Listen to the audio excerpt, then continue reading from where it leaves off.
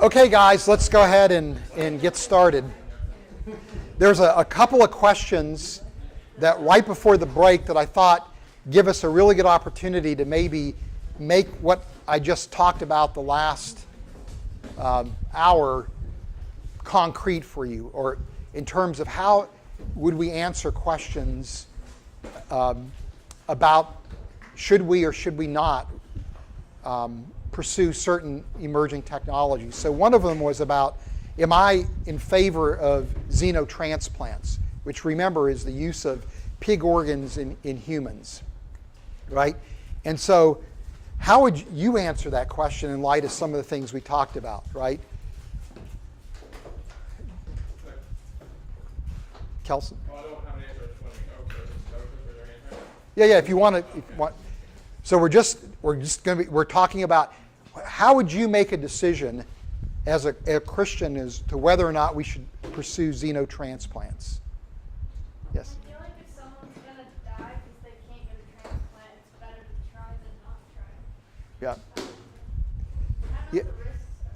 Yeah. Well, and I mean, yeah. So, but what you're bringing up here is the idea that as Christians we're called to love our neighbor as ourselves, and that means that we want to do anything we can to mitigate someone's pain and suffering. Right? Now, it doesn't mean that pain and suffering are not tools that God can use for our transformation, but that whenever possible, if we can give people an opportunity for a quality life and allow them to flourish, that's a good thing to do, right? So that's a positive, right?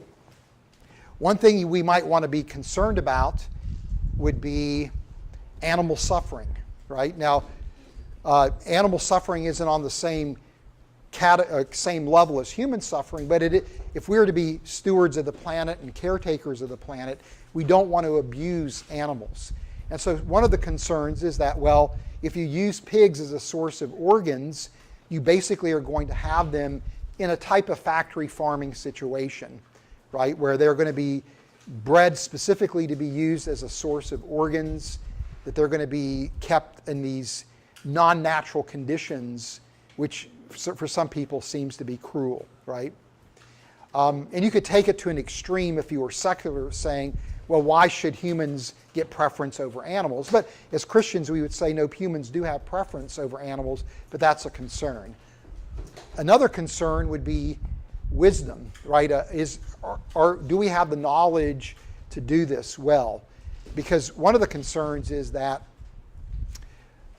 pigs carry certain viruses that if we did a transplant would be introduced into the patients, and then those patients could actually contract that pig virus and spread it to other humans, creating a new pathogen that would infect the human population. So that's a concern, but using genetic engineering, you can disable the porcine retroviruses, and so that is something that could be managed, right? So those are some things to consider. What do you think? What do you think? Yeah. There's always been that argument of facing humans along the same line as animals. Animals and humans are one. Yeah. And if we, I know, an argument that people might not agree with, but I think if we move forward, I'd rather die than get an organ from an animal, because that just seems like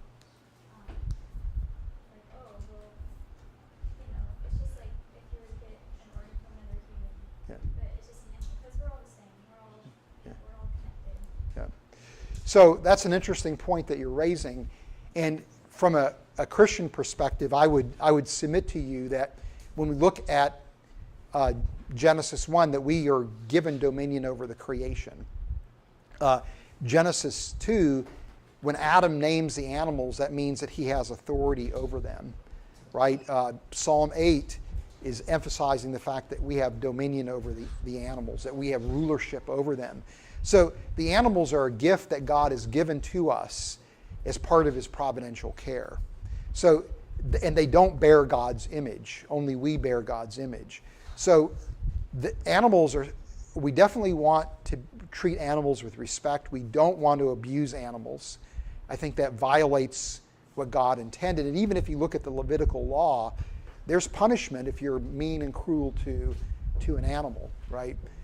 On the other hand, if sacrificing an animal could lead to someone living and having a high quality life, I think from a Christian perspective, we would say that that is something that we could legitimately do according to God's plan.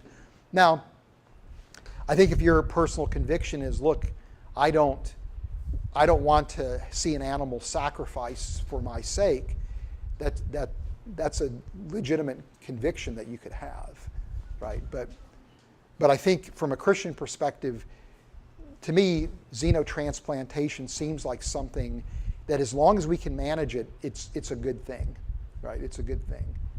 Anybody else have a thought?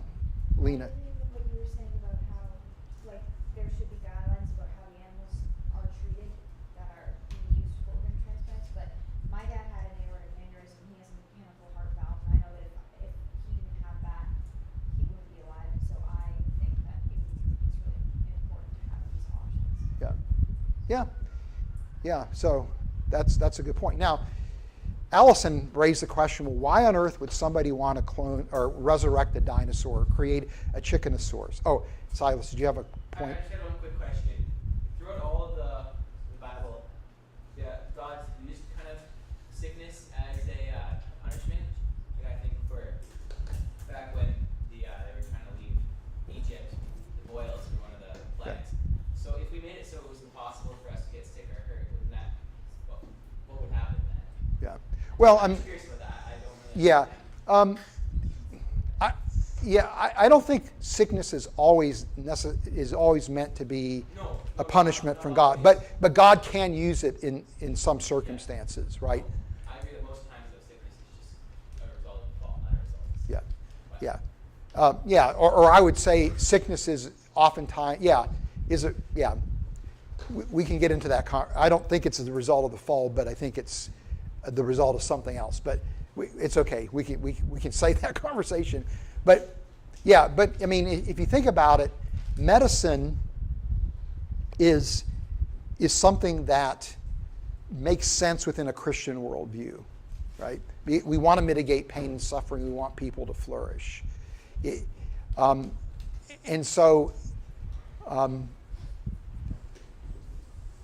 So I think we want to do whatever we can, to do that, recognizing that even in the midst of that suffering, that God can use that suffering to accomplish His purposes, right? That it can transform somebody.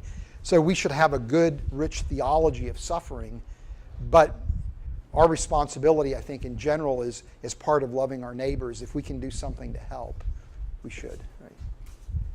Okay, so Allison asked the question, well, why would people want to create a chickenosaurus? And to some degree, this is something that I think people are doing in part because they just want to see if they can, right?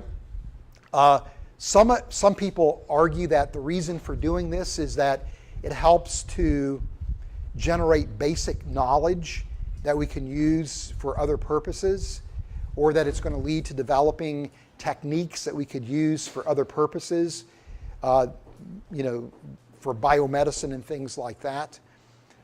Some people say, well, it's worth doing this because it calls attention to the extinction problem and things like that. To me, none of those reasons really are compelling. I actually am not in favor of trying to resurrect extinct species or trying to create a chickenosaurus. It's kind of a cool idea and fun at one level, but on the other level, it really seems like you're unnecessarily doing work that doesn't need to be done, where those resources could be invested elsewhere, and that you could develop the same methods using other projects that you would develop. You could probably gain the same knowledge through other projects that you would gain through those efforts. And a lot of people, and I would be sympathetic here, see this as being horribly cruel for the animal, right? If you create this odd Chickenosaurus, you've created a monstrosity. And what about the animal suffering, right? Or if you resurrect a woolly mammoth, is it going to be alone, right? Or, if can you really release it into the wild? I mean, what's going to happen to it and to the environment and ecosystems if you do that? So there's some areas of biotechnology, I think, I would say really, personally, it would be a hard no, but hopefully my conclusion is based on really sound scientific understanding, ethical deliberation, right? So anyway, these are questions that you guys are going to have to address, right? And help the people in the church address. Okay, if there's not any other questions, let's move on to the next topic.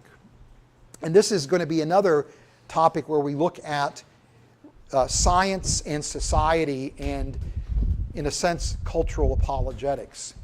And as you're going to find out this afternoon, Rick graciously agreed to give me one more session this afternoon where I'm going to be talking about Christ in the comics. It's something completely, it's not even related to science and faith. But what you're going to find out is I love comic books and comic book superheroes. It's one of my things. And I started collecting comic books when I was about, I think, 5 years old, 4 or 5 years old. And at that time, we lived in a little town in West Virginia called Montgomery, West Virginia, that my dad taught at West Virginia Institute of Technology, which was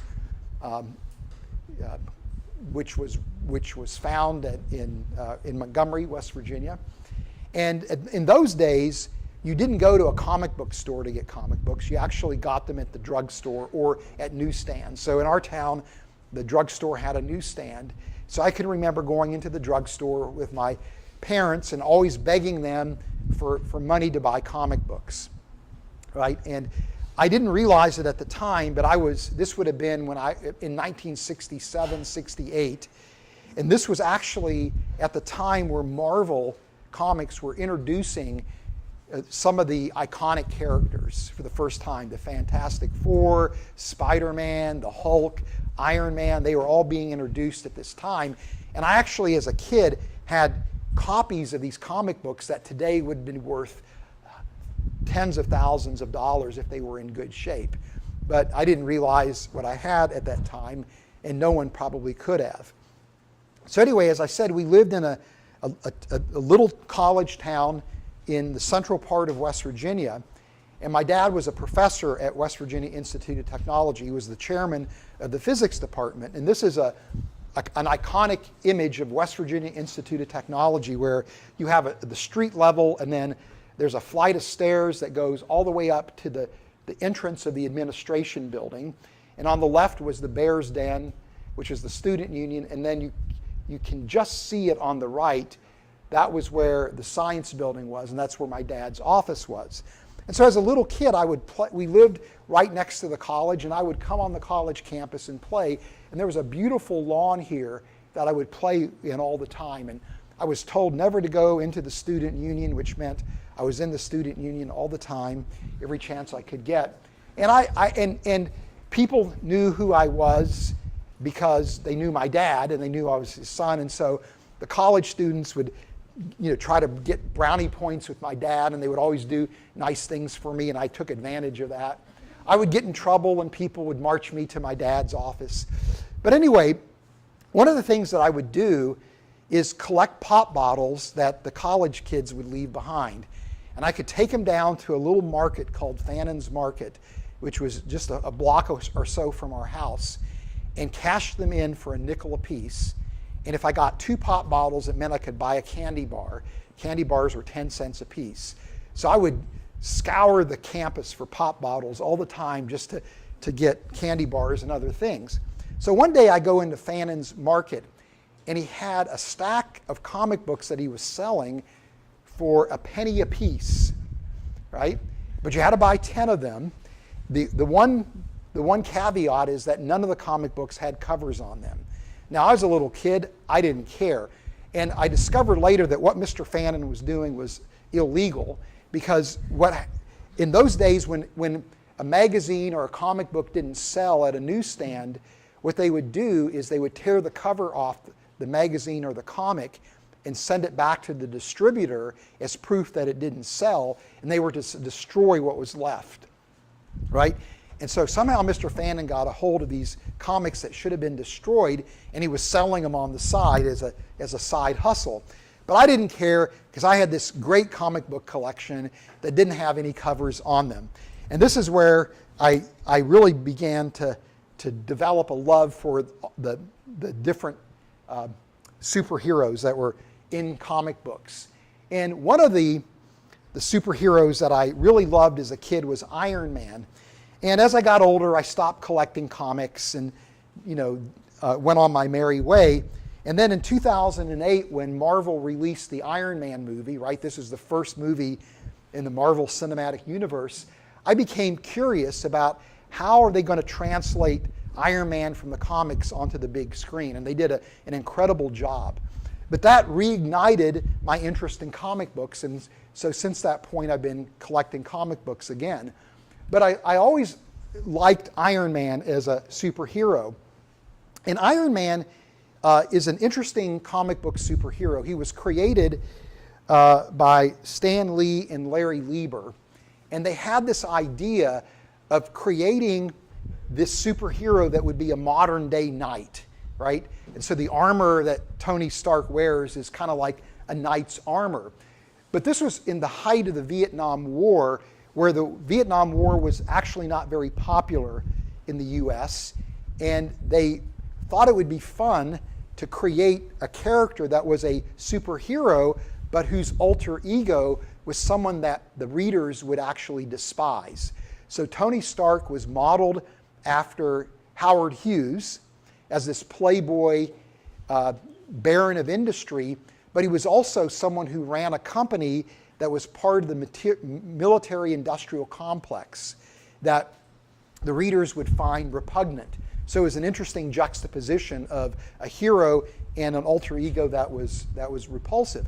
But Iron Man is an interesting comic because it actually spends quite a bit of time addressing issues involving our relationship as human beings to technology. And so Iron Man uses this armor, which is a technology to transcend his natural biological limits, to give him power, right? So he becomes dependent upon the technology, but he's also vulnerable to the technology because, remember, he's got that reactor in his chest that keeps him alive. And in those days, what they did is they had Tony Stark plugging in every night to charge that reactor. And if for some reason he couldn't get a charge, he would lose his power and his life would be at risk. So there were episodes or story arcs where that was part of the theme, but it reflected essentially our dependence upon technology, but also our vulnerability because of the very technology we depend upon. Another theme was our addiction to technology, right? As human beings, we're addicted to the better and better and better and better technology, right? We're obsessed with improving technology.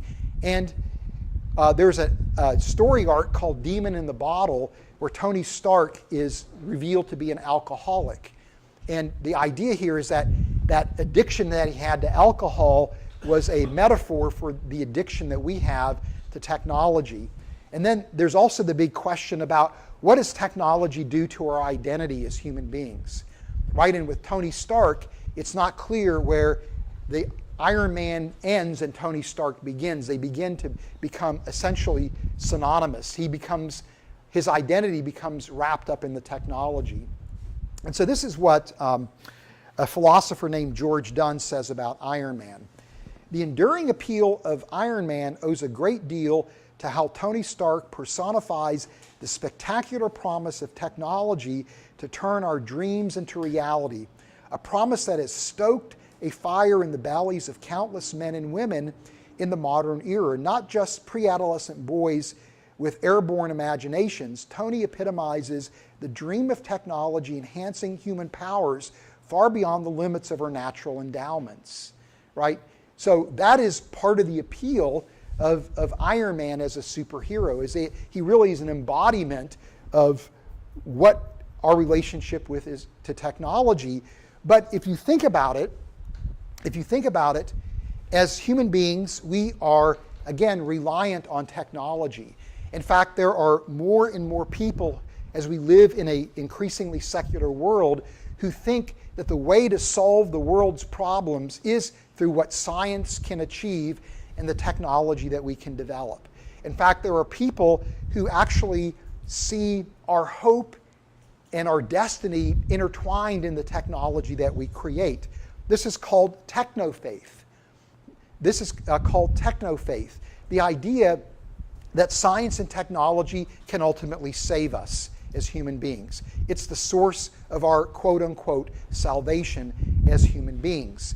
And it's a very alluring, very appealing view, again, for even those of us who are Christians, because we just talked about xenotransplantation, where technology is going to help to extend the life of people that need transplants, that it'll improve the quality of their life, right? So we are, even as Christians, dependent to some degree on technology. We look to science and technology to help us solve some very pressing problems that we face as individuals and as a society at large.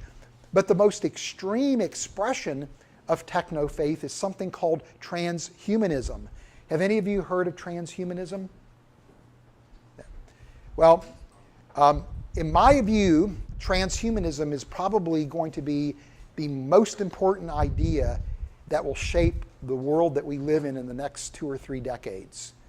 So if you don't know about it, I hope that you do know something about it after this lecture. Yes, Silas. Did you? Let's just say transhumanism is the thought of leaving your body, right? In some ways, with like uploading your brain to transhumanism. Yes.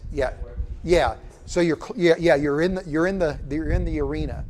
Yeah. Transhumanism is an idea that basically says, in a nutshell, as Silas is alluding to, that we have a moral obligation to use technology to modify our bodies as human beings to overcome our limitations. And in doing so, make us more intelligent, more psychologically well-adjusted, and physically stronger. That people who hold to a transhumanist perspective often adopt an evolutionary view of humanity, where they would argue that human beings are the product of evolution, and as a result of that, our bodies have inherent flaws, that we have inherent limitations, and these flaws and limitations cause pain and suffering. So if we can use technology to correct these flaws, to overcome these limitations, that we will improve the world that we live in and lead ourselves towards a utopian type future. Mika. Is that like the thing in the Amazing Spider-Man movie where he tries to grow his arm back using like the technology from like lizards and how they grow their... Yep, that would be an example of. Yeah. Right now, a more extreme view of transhumanism is that we ought to look at using technology to evolve ourselves as human beings to post-human species, to something that would be so different than what we are today that we wouldn't even recognize what we created as human beings.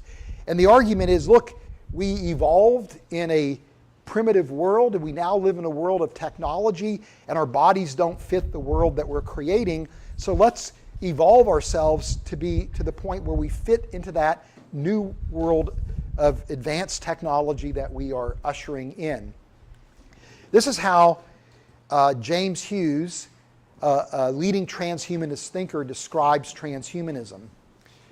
In the 21st century, the convergence of artificial intelligence, nanotechnology, and genetic engineering will allow human beings to achieve things previously imagined only in science fiction. Lifespans will extend well beyond a century. Our senses and cognition will be enhanced. We will gain control over our emotions and memory. We will merge with machines, and machines will become more like humans. These technologies will allow us to evolve into varieties of posthumans and usher us into a transhuman era in society. Transhuman technologies, technologies that push the boundaries of humanism, can radically improve our quality of life, and we have a fundamental right to use them to control our bodies and minds. That's transhumanism in a nutshell. And as we live in a world that's becoming increasingly secular, this idea of transhumanism is going to become more and more appealing to people, right? It's going to be more and more appealing to people, particularly people that have no religious view whatsoever. Because the problem is that if you embrace atheism or materialism, right, philosophical naturalism, it's really a pretty bleak worldview, right? You live, you die, you fade into oblivion, and that's it, right? That human beings are destined to go extinct, and then there will be no more memory or trace of us here on earth for much longer after we disappear, right? It's a very bleak worldview where there's no ultimate meaning and purpose. There's no hope whatsoever. But with transhumanism, if you have the ability to modify our biological makeup, perhaps you could even do things to extend our life expectancy as human beings to a practical immortality. And in doing so, could actually overcome the biggest limitation that we all face, which is our own death, our own mortality. So this becomes a type of, it becomes a religious system where people are looking to technology for ultimate hope and purpose, for a type of salvation. This is going to become, in effect, a false gospel, a competitor to the gospel that's going to confront our world. And the idea here is that transhumanism,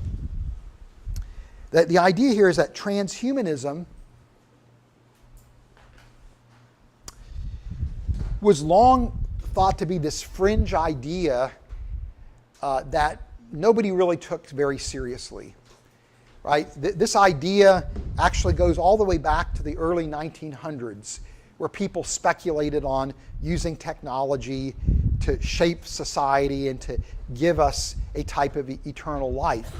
And nobody really took it very seriously, except for a few people that were immersed in this idea. And yet, in the last decade, there have been advances that now have made transhumanism a legitimate idea, that give legitimacy to this idea. Through gene editing, in CRISPR gene editing, we have the power to do high precision gene editing of genomes, including the human genome.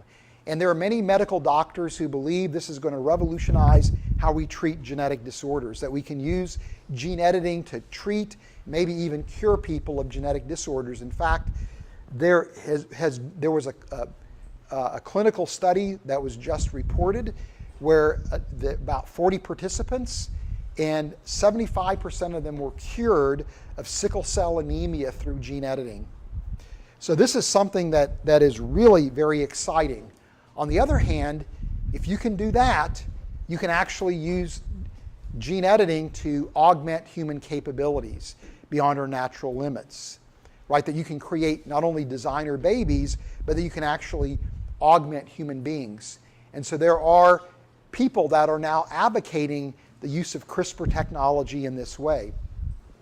There's another technology that's very interesting. This is called brain-computer interface technology, and this is something that Elon Musk is working on at Neuralink, where you can basically implant electrodes in the brain, and the patient either learns, or using AI technology, you can actually extract user intent from the electrical activity in the brain, and then use that to control electronic devices, machine hardware, and computer software.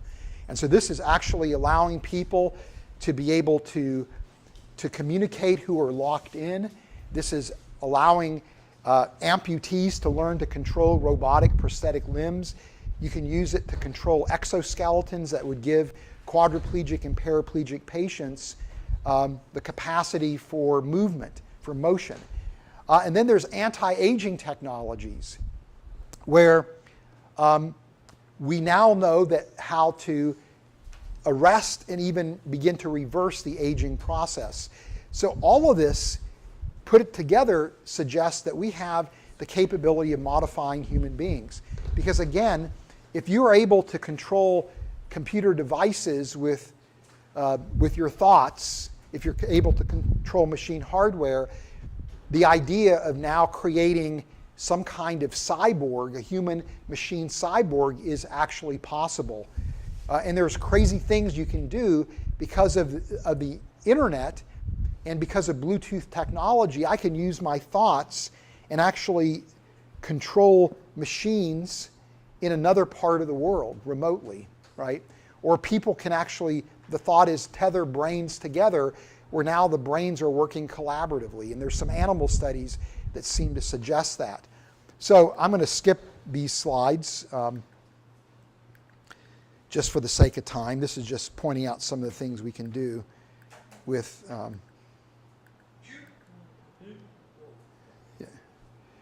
So the question is, how do we engage transhumanism, right? Right, and again, there are three options, right? One option is, let's just ignore this, thinking nobody's ever going to be able to do this. Or let's just condemn it outright, right? Or the third option is, how do we engage it? Because the very technologies that are used for transhumanism and human enhancement could do enormous amount of good for people who are suffering, right? There's enormous opportunities to improve the quality of people's lives. But this technology can go too far. And so how do we engage the technology? And there are a number of ways we can do it. One is we can address ethical concerns. There are some people who think this idea challenges the notion of human exceptionalism and the idea that human beings are special, that we bear God's image. But we also need to know how to use this to defend the gospel. And this is what I'm going to focus on for us. Because, again, as I said, the idea of techno-faith, it becomes an alternative to the gospel, where we're looking to science and technology to save us. And so we need to know how to respond to that. And if we respond well, this is actually a golden opportunity to advance the gospel. So the first question is, can technology save us? And there's a long discussion we can have about this, but we need to be able to articulate an answer to this question. Why is technology never going to be able to save us? And one thing that we can use that's very easy, I think, to understand, that you can walk away from this class with, is something called the salvation paradox. If the idea is to use technology to save ourselves, but in order to do that we've got to create, in effect, post-humans, then what we are actually saving is not us, but something that we created, right? Or if we decide, assume the technology exists, and I got good reasons to think it won't ever, but that we could upload our minds into a machine framework, what we really are doing is uploading a copy of our minds. We're not uploading ourselves. So we're not really saving ourselves, but a copy of ourselves. This is called the salvation paradox, right? And so if you're thinking that technology is going to save you, it won't, right? And in fact, it may not only lead to your demise, but it may accelerate the extinction of human beings. Patrick Hopkins, a philosopher, said this: "Suppose technology has changed me so much that I am no longer a member of the human species, no longer limited by any species defining human cognitive characteristics. I have changed so much that the existence I now experience is incomprehensible to my former limited human self. As much as that language may sound wonderful, exciting, and liberating at first, thinking about it more in depth reveals that such a technological process offers far less to me than hope. The end result will be some kind of successor entity to me, but it won't be me, right? So technology can never truly save us. And of course, that's going to lead to the question, where can salvation be found, right? And so when you think about it, it's very easy to demonize transhumanists as being a threat to the Christian faith, right? But in reality, what transhumanism does is exposes the need that every human being has for what the gospel offers, right? With transhumanism, what we see is that people recognize that the world isn't the way it's supposed to be, that there's pain and suffering in the world, that they desire an end to that pain and suffering. They desire a utopia, a world where there isn't pain and suffering, or a world where there's justice. They realize that death is the enemy, that there's something tragic when human beings die. There's something tragic about envisioning the end of our species, right? And so they want to have hope and purpose and destiny. They crave that which the gospel offers. It's just that they're looking for salvation in the wrong spot. But this allows us to present the gospel in a fresh and exciting and relevant way in a world that's going to be influenced by techno-faith, right? Where what we are offering people is the true gospel, the true source of hope. This is what Ronald Cole Turner says, and I quoted him earlier. He said, there are notable similarities between Christianity and transhumanism. Now remember, Ronald Cole Turner is liberal, or leaning liberal in his theology. Christians hope for eternal life that will be enjoyed with the fullest possible knowledge, joy, and moral purity. Transhumanists look forward to extending the human lifespan perhaps indefinitely, while also enriching human knowledge, attaining greater happiness, if not joy, and achieving moral balance and social harmony. One explanation for these similarities is that transhumanism emerged from a culture shaped by Christianity. Another is that the yearnings of Christians and transhumanists, if not quite universally shared by all human beings, are broadly held and find their own expression in both contexts. So in other words, transhumanism is a way for us to build a bridge to the gospel. This is another way that we can use science and technology to build a bridge to the gospel as we engage in cultural apologetics, right? As we engage in cultural apologetics. And then I'm going to close with this final thought, that in a sense, Christianity is ultimately transhumanism, right? If you think about it, right? Because this is what Paul writes. There are heavenly bodies and there are earthly bodies. The splendor of heavenly bodies is one kind, the splendor of earthly bodies is another. The sun has one kind of splendor, the moon another, and the stars another, and stars differ from star in splendor. So will it be with the resurrection of the dead. The body that is sown is perishable, it is raised imperishable. It is sown in dishonor, it is raised in glory. It is sown in weakness, it is raised in power. It is sown a natural body, it is raised a spiritual body. And that is the hope that we have as Christians. That is the hope that we have. Okay, we've got about 10 minutes. So if there are any questions that you have about this or what we talked about the last hour or anything else that you want to raise, go ahead. This will be the last class with respect to science and faith. I'm going to do something this afternoon, but it's going to be on, again, Christ in the comics. So, yes?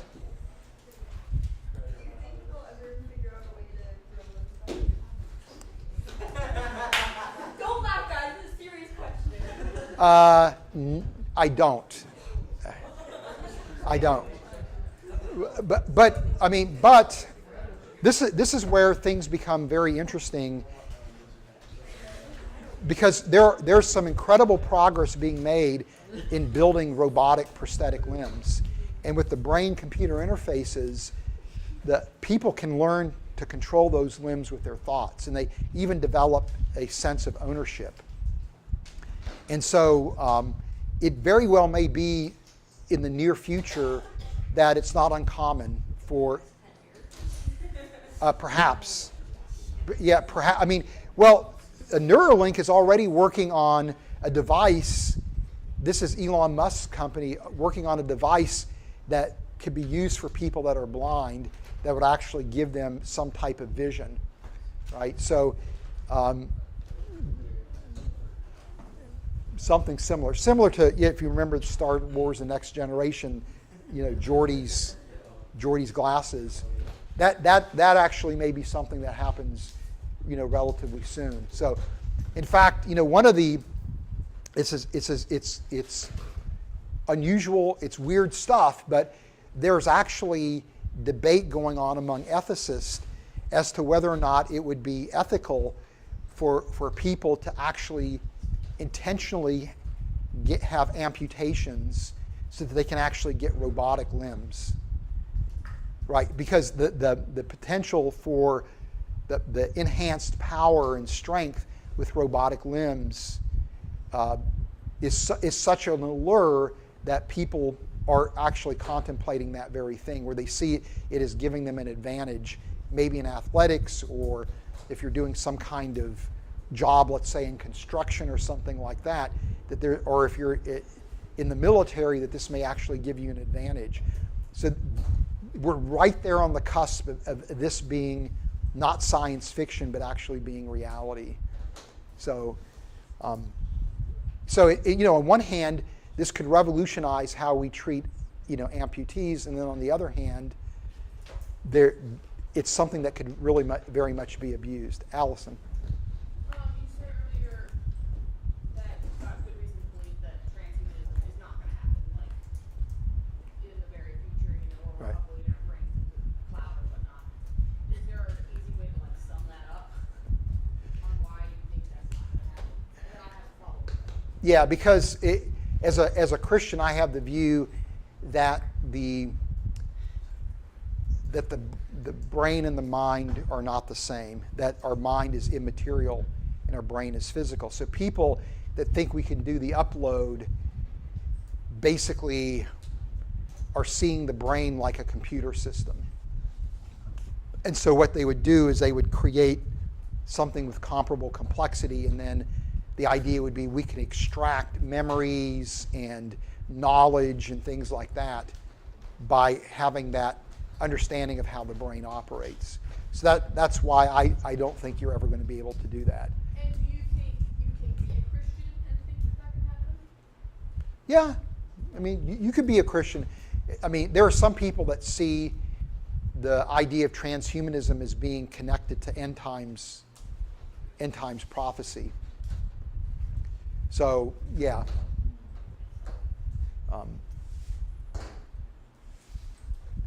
So, now, I think with gene editing, we're going to develop the capability of, being able to, in principle, enhance human beings genetically. I think with the brain-computer interfaces, we're going to have the ability to enhance human beings intellectually and physically. It's interesting, Elon Musk's motivation for Neuralink is he's afraid of the AI technology we're creating, where he feels like, look, AI is going to progress to the point where we're going to lose control. And so his argument is that unless we create these interfaces and allow our brains to be integrated with computer systems, we're not going to be able to compete with AI.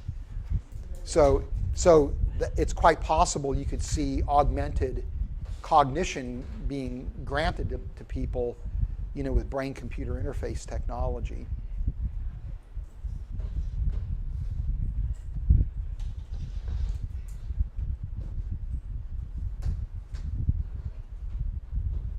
Right.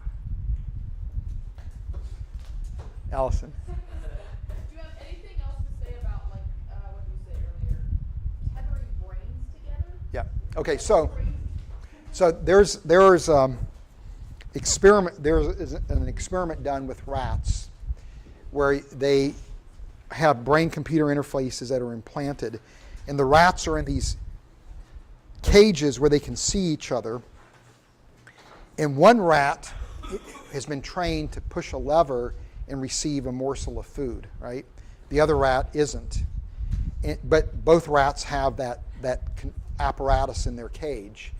And so when their brains are tethered together with brain-computer interfaces, the rat that knows how to get the reward can actually communicate to the rat that doesn't, and that rat will get the reward. So there is a flow of information going back and forth, right? Or you can do things like you can have two humans with brain-computer interfaces that are embedded in the motor cortex, which controls movement, and that one patient can think about moving the other patient's hand, and that patient's hand will move, right? So so there's thought that you might be able to start tethering brains together.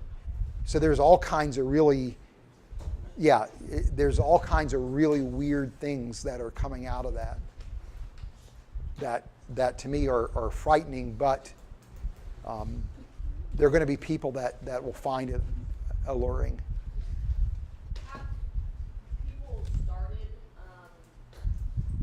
making machines that would help people that are like paralyzed neck down?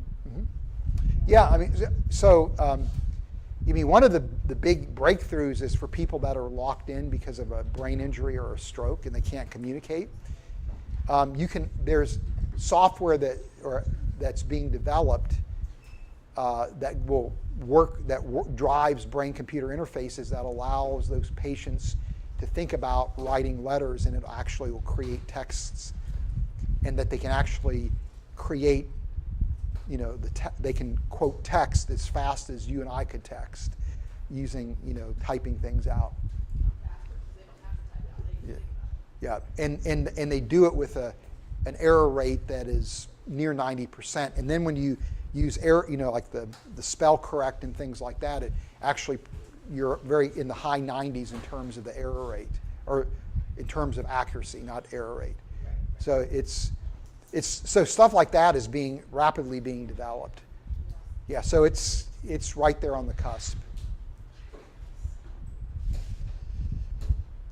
Okay, well, I'll see you this afternoon for.